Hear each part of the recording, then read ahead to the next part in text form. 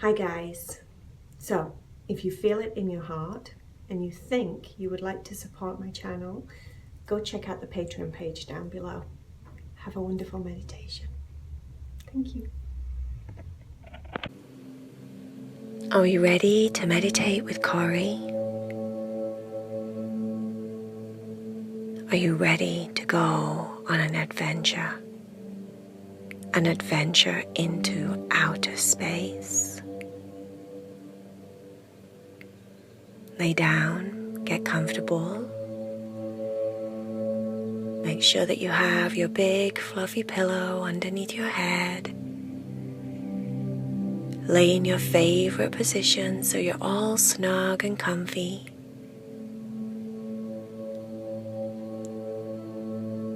Close your eyes.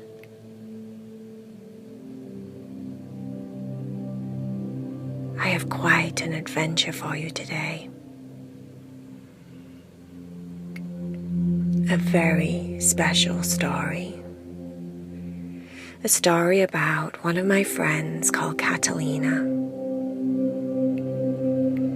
Catalina was 10 years old and she'd spent most of her life being obsessed with outer space. It was her favorite topic. She loved to read about outer space. She loved to watch movies about space, the planets, the stars. One day at school, Mr. Spates, her teacher, was talking about her favorite topic. He was talking about flying to the moon. Apollo 11 was the first aircraft to ever fly to the moon, the first rocket ship. He was talking about Neil Armstrong, which was the first man to ever take steps and walk on the moon. He was going over all of the history, and it was really interesting to Catalina. But Catalina could feel a daydream coming on. Even though it was her favorite topic, and she loved Mr. Spates, and she loved everything that he was talking about, she also had a passion for daydreaming, dreaming of things that were in her wildest dreams. She would drift off into other times and spaces, other places, all that lived in her mind and her imagination. And she was very good at it. She could tell that she was slipping into a daydream because all of a sudden she found herself gazing out of the window in the classroom, staring at the trees, staring at the sky, and then before you know it, she was somewhere completely different.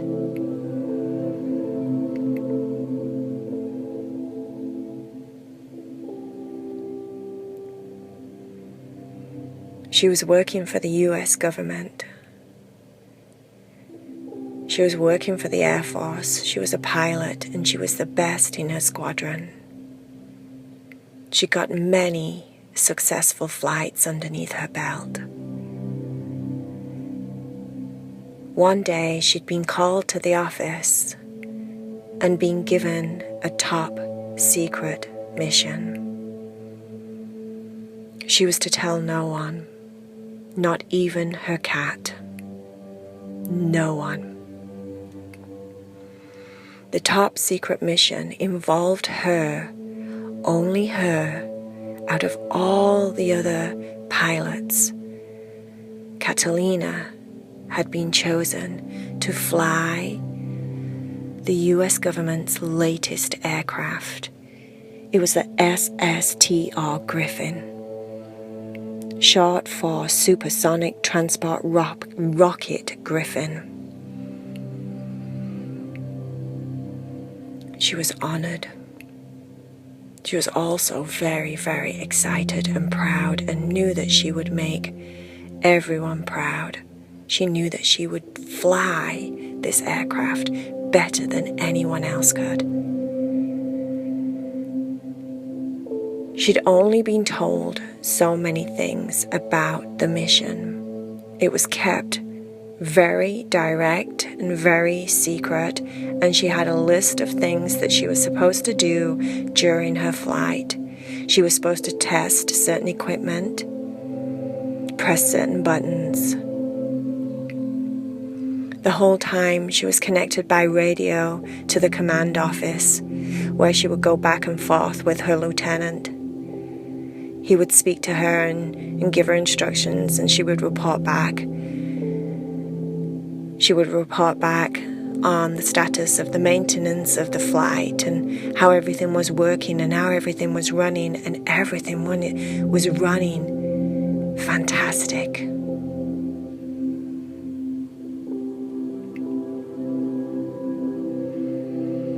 Commander Catalina, she heard a voice come through the radio. Commander Catalina. Yes, Sergeant. I'm here to inform you that in 15 seconds, when I start the countdown, we have a change of plans. It seems everything about the SSTR Griffin is working superbly. And because of that, while we have you up in the air, we're going to test a very special part of the plane. In 15 seconds, Commander Catalina, you will be flying through the Earth's atmosphere, flying up into outer space. We have detected a problem with the satellites placed around the moon. We need your help to go and investigate. Over the last 4 days, there has been no movement at all on the moon. This is very unusual, as there is always slight detections of movement, but for the last 4 days, there has been nothing. We need you to go check the satellites and see exactly what is happening with the area and space around the moon. Do you accept this mission? Yes, I do, Lieutenant, said Catalina. Inside, she was exploding with excitement. She was finally going to get to go into outer space. As part of her training, she'd actually been trained as if she was an astronaut. So she knew what she was doing, but she'd never yet gone actually into outer space. She'd only ever done practice runs here on Earth.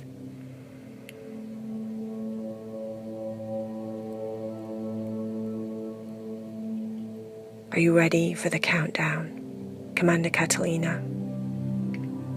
Yes, sir. 15, 14, 13, 12, 11, 10, 9, 8, 7, 6, 5, 4, 3, 2, 1. Blast off. The aircraft started to blast through the clouds, up, higher, up through Earth's atmosphere. The aircraft made noises and switched, and different buttons lit up, and it automatically shifted into the rocket setting, which propelled her into space.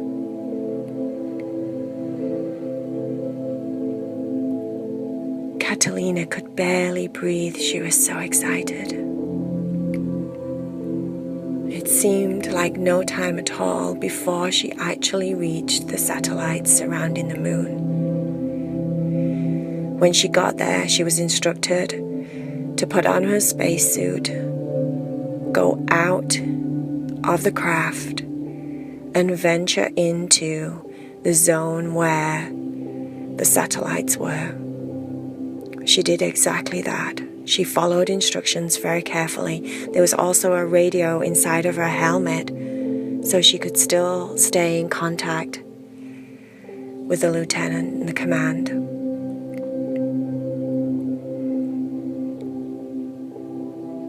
When she got there, she noticed something very strange. She could see the moon very clearly. It was almost right there in front of her. She was so close. But what was different was it seemed as if there was a bubble around the moon, almost like a shell. It was like some kind of force field. She decided to extend the connection that she had with her craft, lengthen the cord, and start to float her way out towards the energy shield that seemed to be all around the moon. She reached out one of her hands as if to touch the moon and noticed that her hand went straight through. There was nothing there. It was like a hologram. It was just a picture.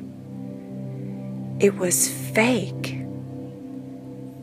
There wasn't any moon. Just a picture.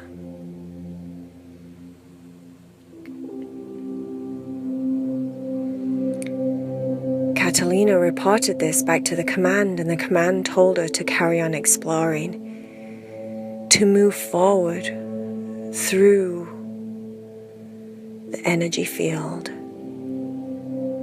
and see what's beyond. When Catalina pushed her hand through, pushed her arm through, her shoulders, her head, her entire body to the other side of the hologram, she found herself staring at the real moon. Someone, something had put a hologram of a picture of a moon around the moon. That's why there was no movement detected from the satellites for the last 4 days. The satellites had been watching a moon that wasn't a moon. It wasn't real. It was just a picture. Catalina was facing the real moon, and you'll never guess what she saw.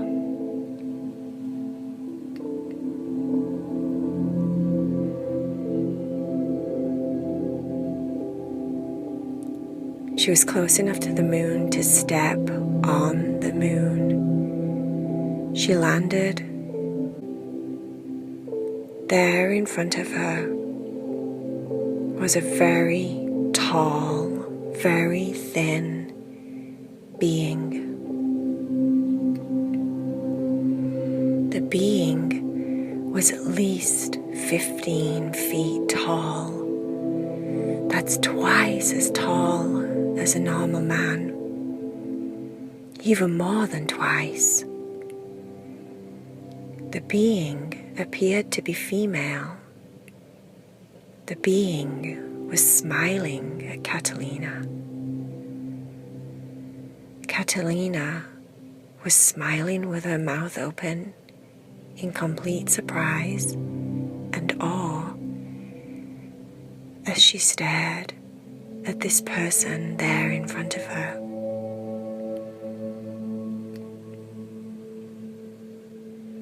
"My name is Naya," said the being, the very tall being.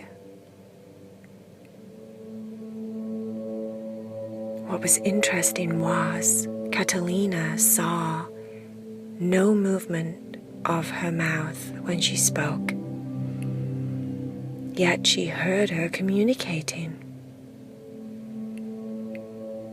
"My name is Naya," she said again. "Welcome to our planet. Welcome to the moon."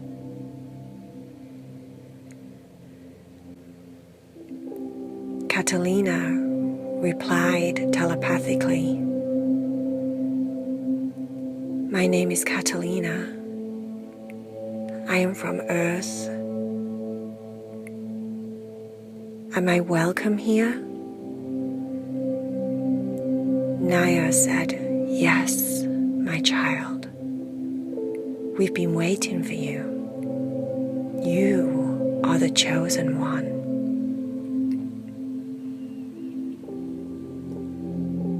Naya reached her long arms forward. She reached open her hands. Her fingers seemed to go on for miles. Long, long arms. Very long fingers. She had no hair. She was completely bald. And her eyes were not brown. They were not grey. They were not blue.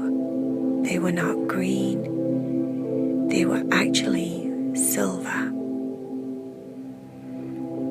She had a very beautiful face with big, strong cheekbones and a slightly pointed chin.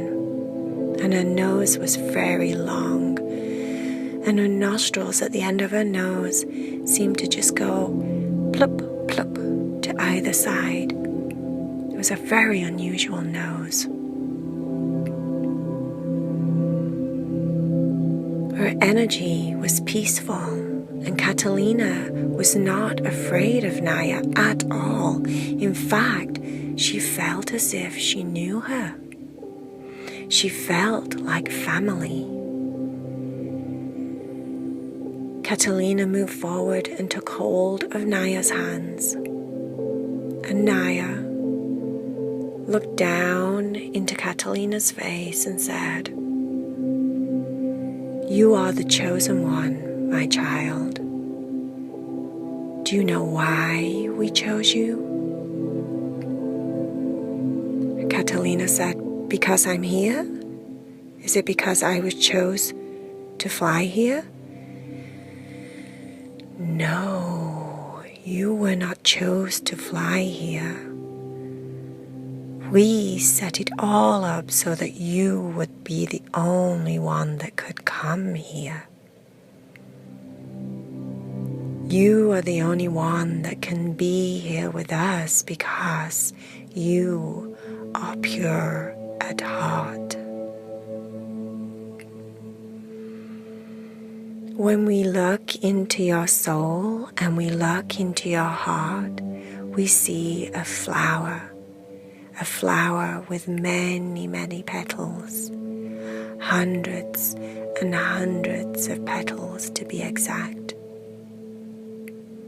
Each petal represents a different lifetime that you have been on Earth or on other planets out here in the galaxy. Each time, each lifetime, you were sent to do your best to save the world and protect the planet that you lived on. You are a very special person, Catalina. Your pure heart makes you sensitive, and because you're sensitive, you feel everything. All the people around you, all the events in time and space. You are aware, my special one. We need your help.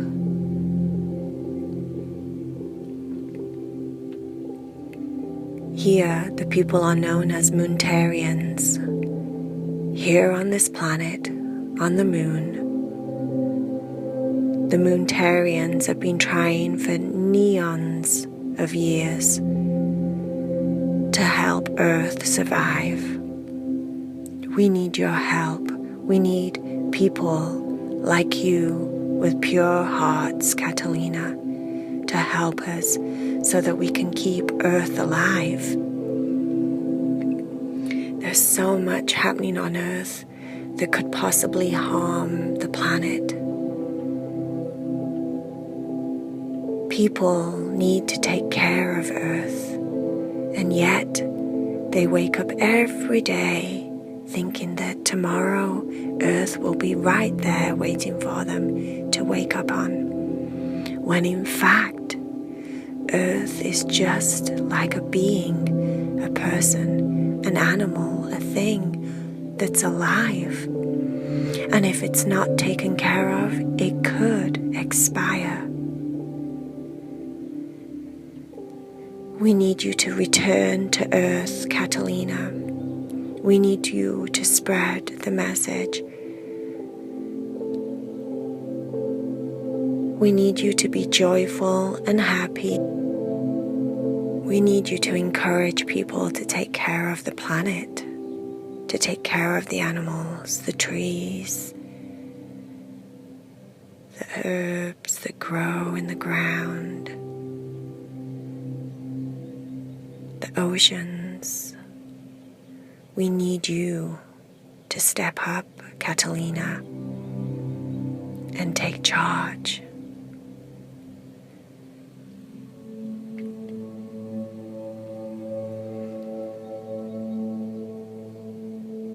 Catalina felt everything that Naya was saying. She felt it in her heart.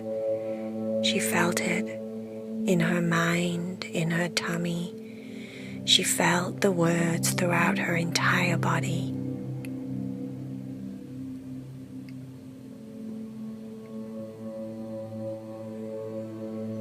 All she could do was just nod, as if to say yes. What was interesting was she already knew everything Naya was telling her. She knew that she was special. She knew that she could take care of the earth and take care of the people just by being a good person. It wasn't as if she had to do anything special. All she had to do was be herself. And then everyone around her would see how pure of heart she was, how nice she was, how loving she was, and they too would want to be just like her.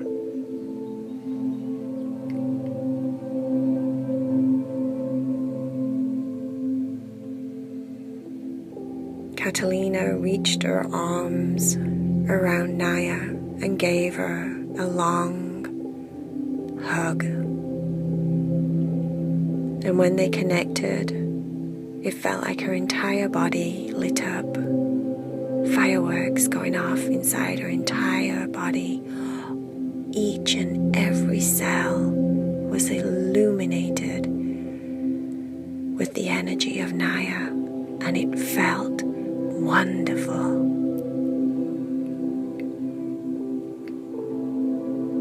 She closed her eyes and just went with the feeling. Took a nice deep breath, opened her eyes, and found herself staring at Mr. Spates, back in her classroom. She raised her hand as if to ask a question. Mr. Spates said, "Yes, Catalina," she said.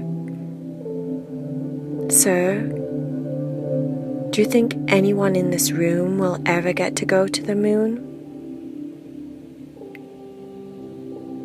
Mr. Spates paused and thought for a second and said, "I don't see why not."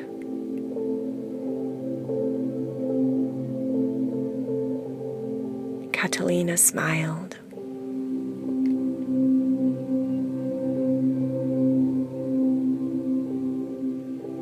And that's the end of the story. Now, how cool is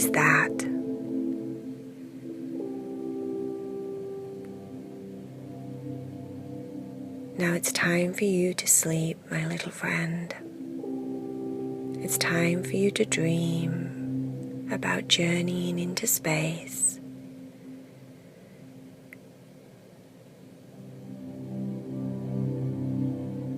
Journeying far, far away, up past the clouds.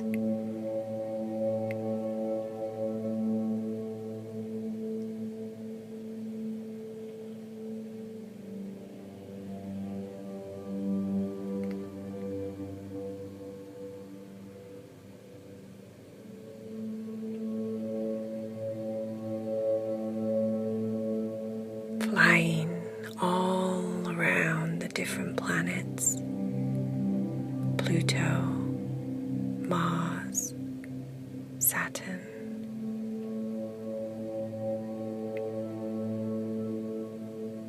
Each one of them with their own type of being living on them. Can you imagine?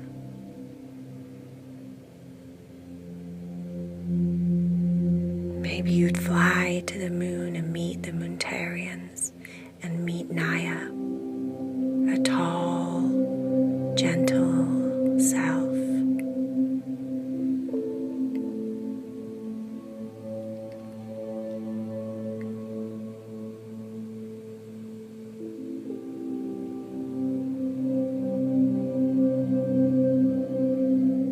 Maybe you can dream about being a pilot, just like Catalina.